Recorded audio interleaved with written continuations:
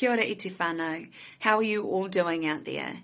Hey, we in my household are still happy and healthy and enjoying the last of this gorgeous sunshine that we have been blessed with. Now, do you know anybody who has had a baby in the past year?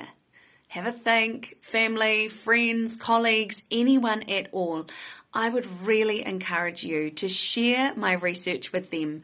I want to hear as many voices as I possibly can to better understand the relationship between the experiences of trauma in our childhoods and how they go on to impact our mental health in adulthood, and thus how we're able to parent our kids as well.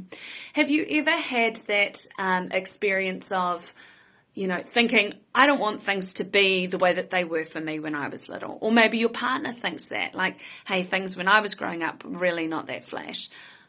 And then you get into a stress state. Something triggers you. It could be your child's behavior. It could be mess. It could be things being thrown off the floor. It could be anything. And you find yourself, repeating some of those behaviors that you've fought so hard against doing in your parenting. That's the stress response, and that was wired in your brain in childhood when you were experiencing trauma. And it can be something as simple as yelling.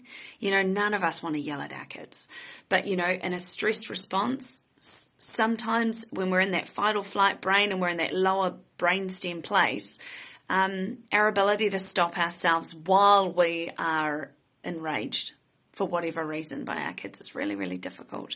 But there are strategies to do that. And I think the first step is by understanding why we respond the way we do when we're in a state of stress.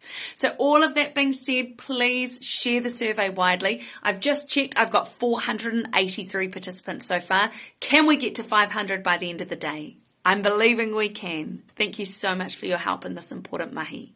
Ka kite.